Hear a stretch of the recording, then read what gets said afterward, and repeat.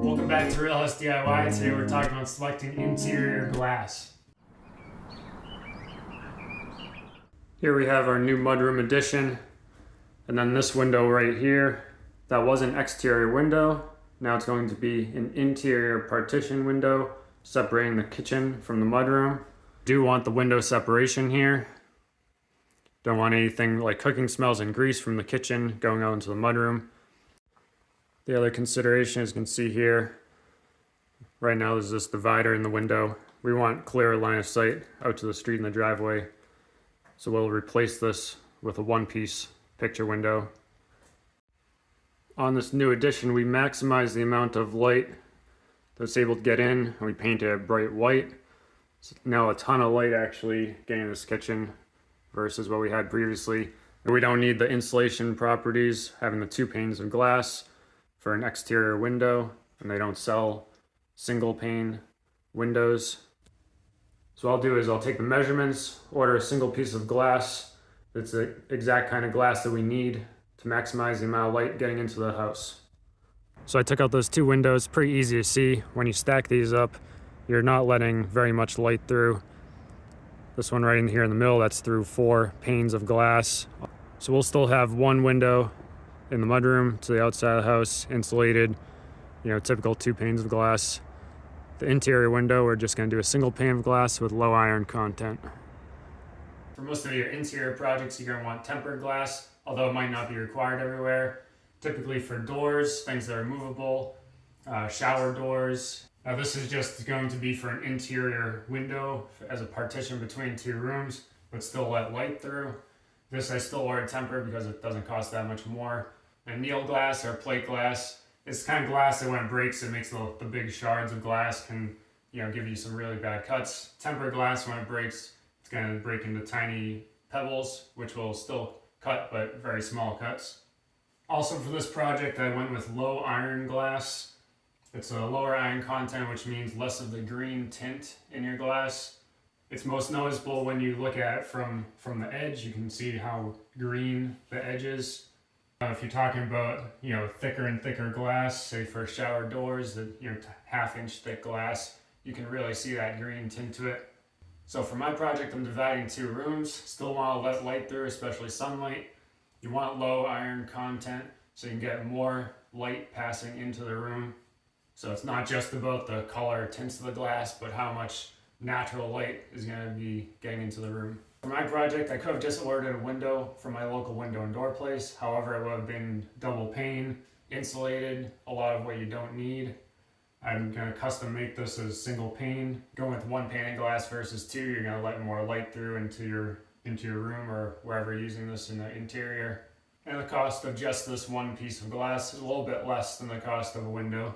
And then I can custom make the rest of the window with the frame and the trim.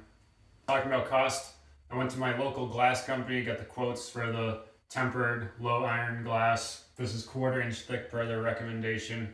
I compared those prices to all the online glass shops, and even though my local glass company orders their tempered glass from a third party, it still ended up being cheaper than any of the online places, even with free delivery, coupon codes, whatever.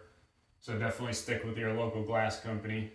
So here I've got 38.5 by 38.5 piece of glass, 1/4 inch thick, tempered, low iron.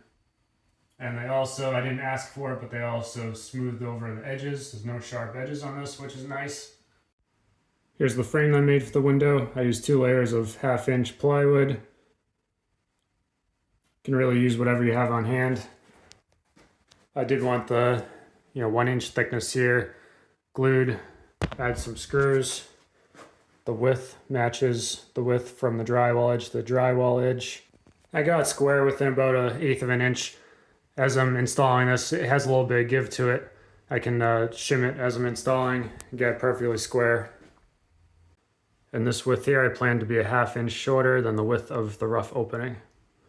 And for the size of the glass, I plan for that to be 1/4 inch less in the width and height as the interior dimension of the frame. So I'll have an 1/8 inch all the way around for fitting the glass.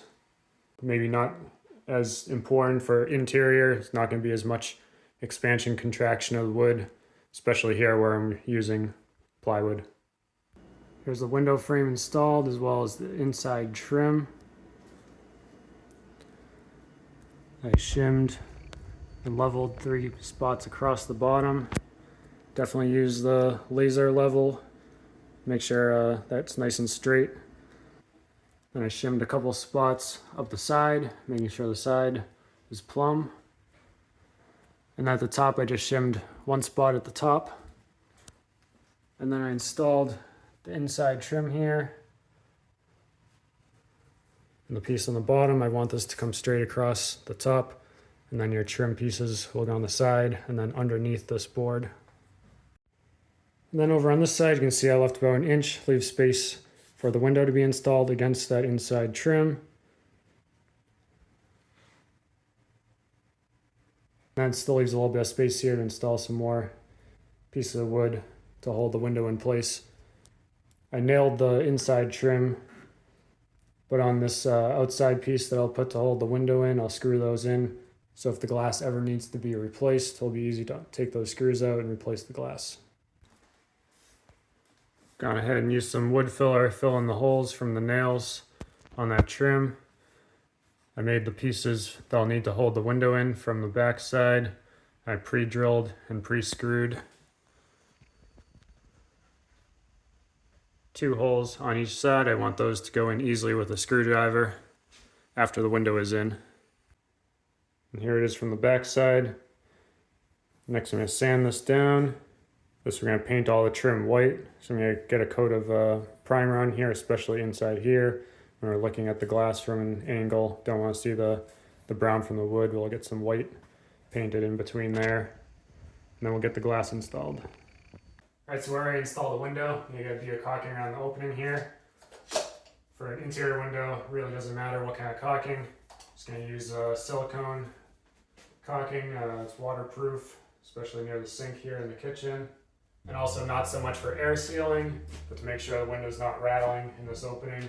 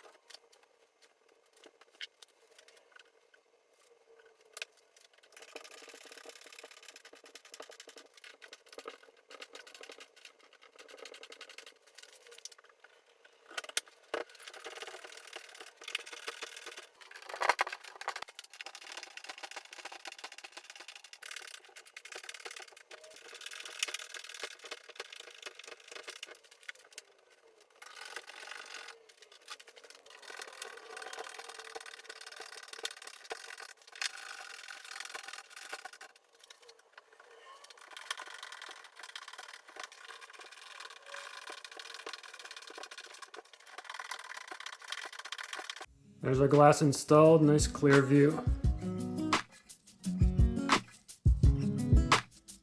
Last thing to do is get our trim on both sides of the window. And thanks for watching.